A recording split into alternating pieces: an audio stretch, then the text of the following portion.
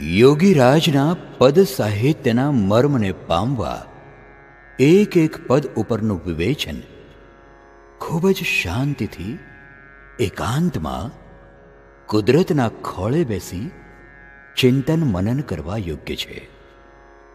જ્યાં સુધી એક પદનો મર્મ આત્મસાત ન થાય ત્યાં સુધી બીજા પદનું વિવેચન સાંભળવાની કે વાંચવાની ઉતાવળ જો જરા પણ ન કરવામાં આવે તો જ પ્રસ્તુત લખાણ લાભદાયી થશે એવી જિજ્ઞાસુ પાઠકને ભલામણ છે.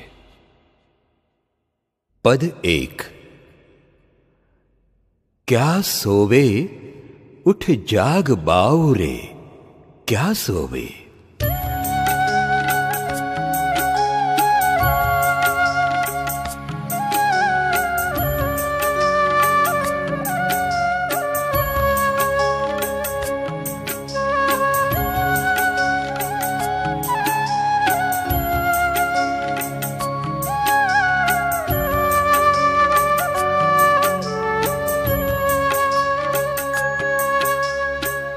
क्या सोवे उठ जाग बाउरे, क्या सोवे उठ जाग. अंजलि जल जूं आयु घटत है, अंजलि जल जूं आयु घटत है. देत पहोरिया घरी घावरे, क्या सोवे उठ जाग बाउरे, क्या सोवे उठ जाग.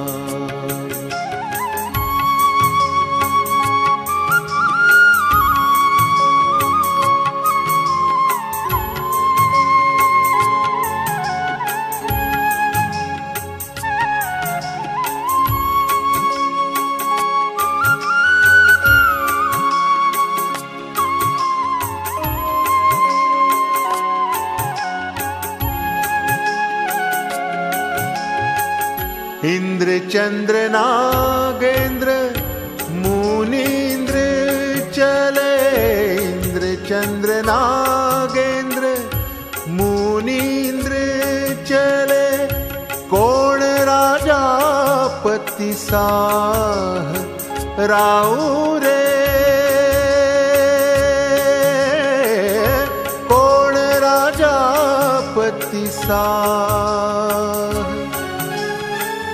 भमत भमत भव जलधि पाय के, भमत भमत भव जलधि पाय के. भगवंत भजन बिन भाव नाउ रे, क्या सोवे उठ जाग बाउरे, क्या सोवे उठ जाग.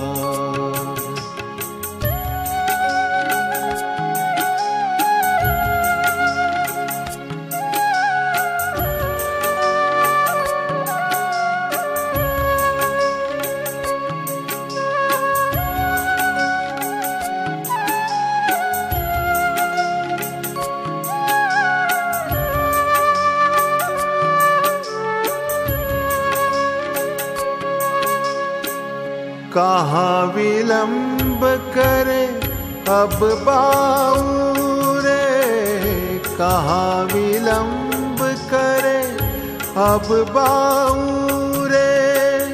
तरि भव जल निधि पार पाउरे, तरि भव जल निधि पार. आनंद घन चेतनमय मूर्ति, आनंद घन चेतनमय मूर्ति. शुद्ध निरंजन देव घ्याउरे, क्या सोवे उठ जाग बाउरे क्या सोवे उठ जाग। अंजलि जल जूं आयु घटत है, अंजलि जल जूं आयु घटत है, देत पहोरिया घरिय घाउरे क्या सोवे उठ जाग बाउरे क्या सोवे उठ जाग बाउरे क्या सोवे उठ जाग। क्या सोवे उठ जाग बावरे क्या सोवे, अंजलि जल ज्यों आयु घटत है, देत पहोरिया धरिय धावरे क्या सोवे। સમયનું મહાત્મ્ય સમજાવતા પ્રાપ્ત સ્વસમયનો સદુપયોગ કરી લેવા માટે યોગીરાજજી આનંદ ઘનજી પોતાના બાલ સંયમી ચેતન આત્માને ઢંઢોળતા પોતે પોતાને જ સંબોધતા આપણને સૌને પણ ઢંઢોળીને કહી રહ્યા છે, હે બાવરા ભોળા મૂરખ જીવ, હવે તો જાગ. કેટ કેટલા અનંતા અવતારો નિગોદ નરક તિર્યંચમાં મૂર્ખતામાં અજ્ઞાનમાં અંધકારમાં વિતાવ્યા.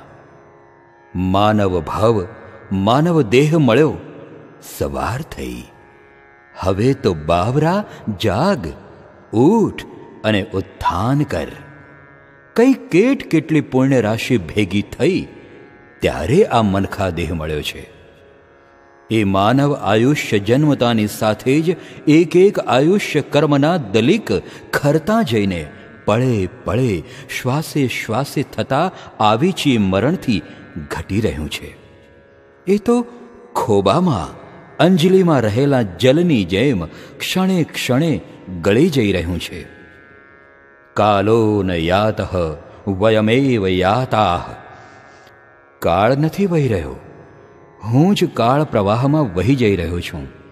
દી ઉગે ને આત્મે આદિત્ય દેવ આપણા આયુષ્યનો એક એક ટુકડો લઈ ચાલતો થાય છે. 36,000 ઈંટોના ચણતરવાળા નિવાસ સ્થાનમાંથી રોજ એક એક ઈંટ ખસતી જાય છે. કબીર શરીર સારાય હૈ, ક્યોં સોતા સુખ ચૈન, ઢોલ નગારા સાંસ કા બજ રહા દિન રેન. આ હું જ કહું છું એવું નથી, આ તો તારા ઘરમાં રહેલી ઘડિયાળ પણ કલાકે કલાકે ડંકા ટકોરા વગાડીને અને ટકટકના ટકટકારાથી ક્ષણે ક્ષણે તને ચેતવી રહી છે કે ચેત ચેત ચેતન, તારી ચેતનાને જગાડ. સવાર થઈ છે, શું અવસર આવ્યો છે તો સાધી લે, કામ કાઢી લે. અંતર ઝાઝું છે અને સમય ઓછો છે, માટે ફરલાંગો ઝડપથી ભરવા માંડ. ઇન્દ્ર ચંદ્ર નાગેન્દ્ર મુનેન્દ્ર ચલે, કોણ રાજાપતિ સાહરાવ રે.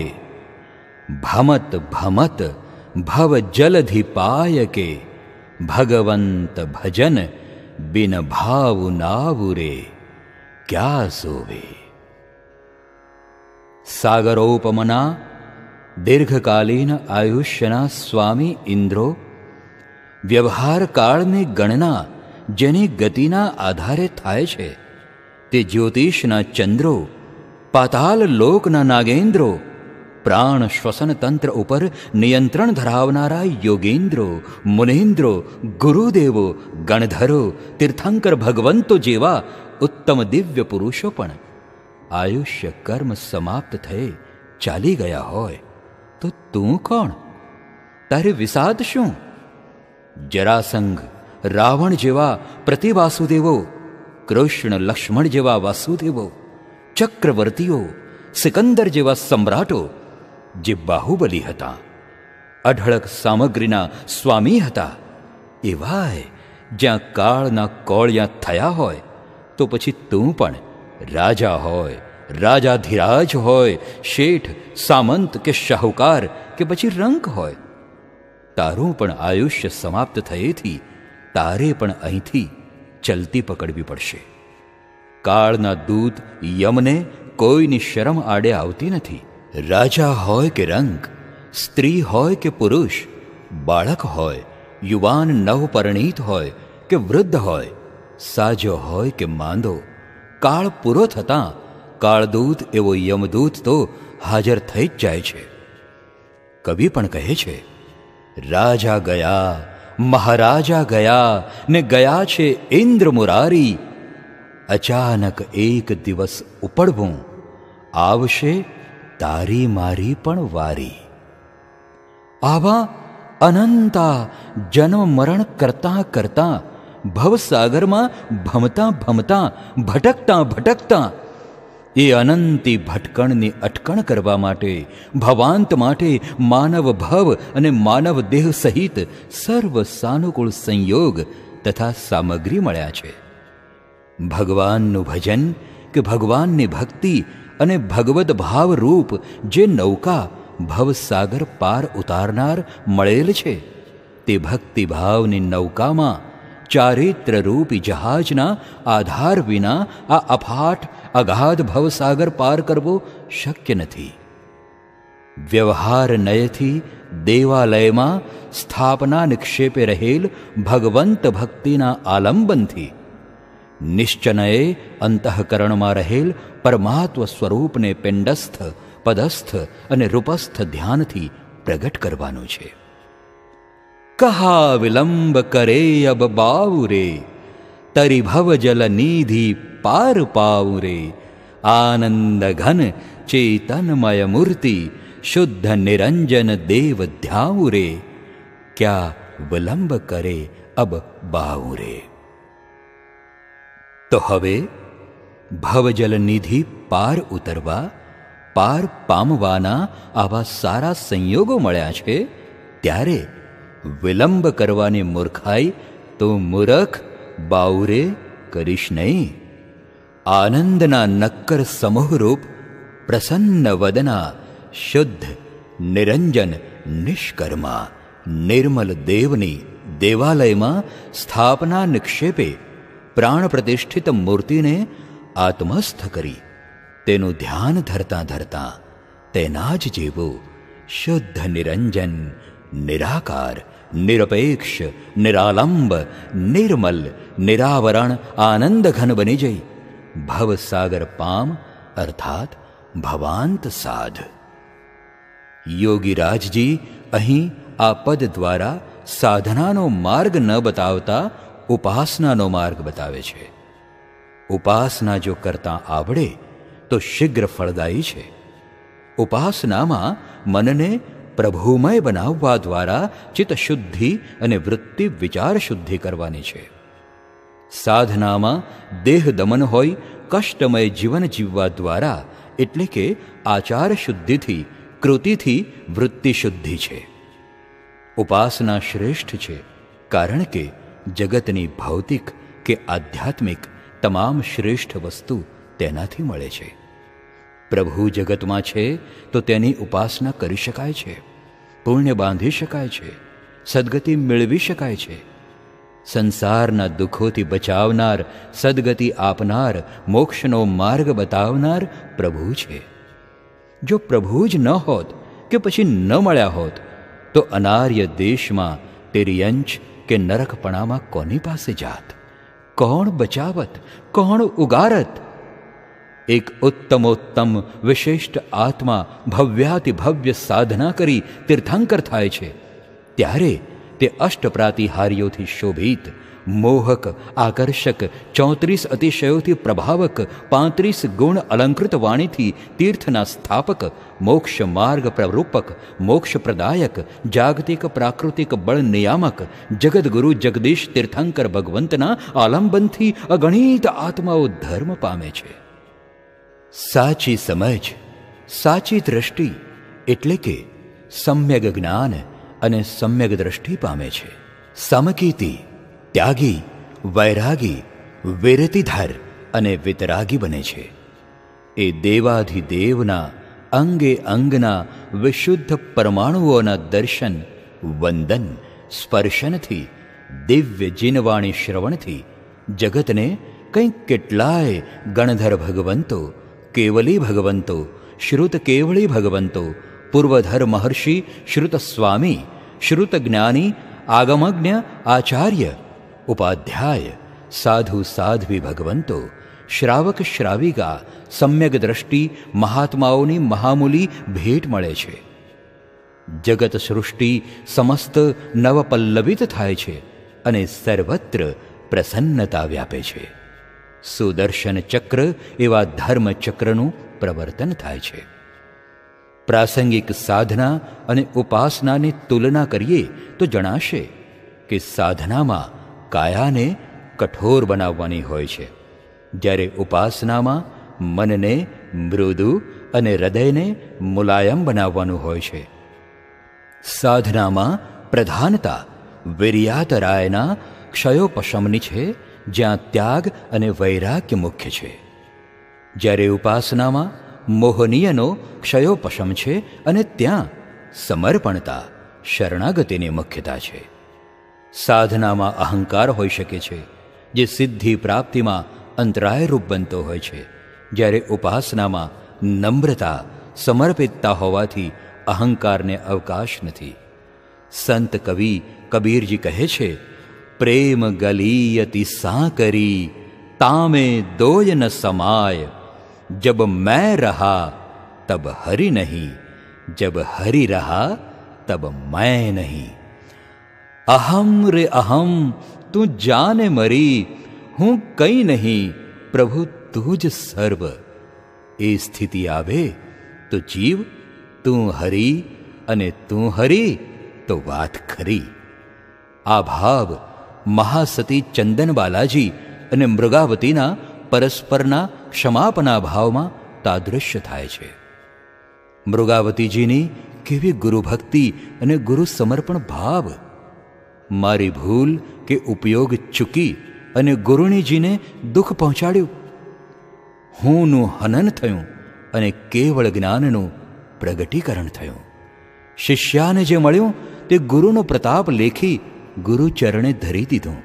અર્થાત ગુરુણી ચંદનવાલા મહાસતીજી પણ કેવળ જ્ઞાનને પામ્યા. ગણધર ભગવંત ગૌતમ સ્વામીજીની પણ કેવી ઉત્કૃષ્ટ ઉપાસના કે જેના પ્રભાવે 50,000 કેવળ જ્ઞાની ભગવંતના છદ્મસ્થ ગુરુ ભગવંત બનવાનું કેવળ જ્ઞાન દાતારનું પરમ સૌભાગ્ય પ્રાપ્ત કર્યું. પોતાની પાસે નહોતું, પણ ભગવાન પાસે લઈને ભગવાન વતી ભગવાનના માધ્યમે શિષ્યોને સહજ સહર્ષ આપ્યું. આ પદ પાઠકને બોધ આપે છે કે પ્રાપ્ત માનવ ભવના સ્વસમયનો ભગવદ ભક્તિમાં સદુપયોગ કરો.